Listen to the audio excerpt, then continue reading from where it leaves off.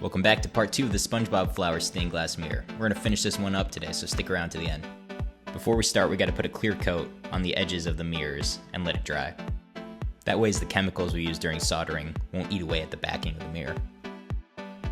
Had to take a quick peeker break. He was curious to see what I was up to. And now that the clear coat's dry, we can start putting on copper foil tape. It's important to make sure the tape is centered on your glass pieces, that way your solder lines look as smooth as possible.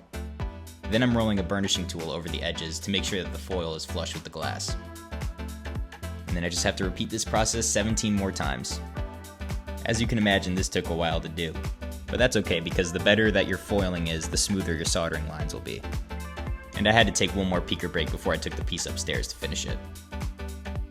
Then I just have to lay out the piece and make sure it's exactly how I want it. When I'm soldering, I'm going to be in contact with a lot of hazardous materials and fumes, so the right safety gear is important.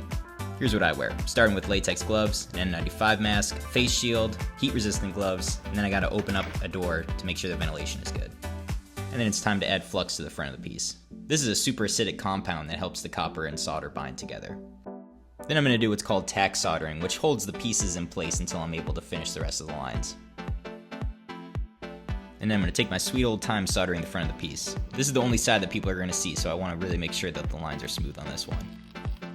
And then you just have to repeat the same process on the back side of the piece. And I forgot to film, but on the back side I added 2 thick copper jump rings to the vertical solder lines so I could hang the piece on the wall later. And all it's left to do is the border. I'm just tinning the edges of the piece here with some solder, and then carefully beating so that the edges are nice and smooth. Then I have to wash all the flux off and it's time to patina. Shout out to Lavender Town Glassworks for this method I'm trying out.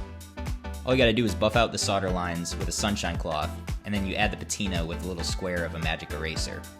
The abrasiveness of the magic eraser helps the patina get deep into the solder, making it extra vibrant. Then all that's left to do is you gotta wash off the piece, wipe down the surface that I was working on, and give it one more polish and it's all done.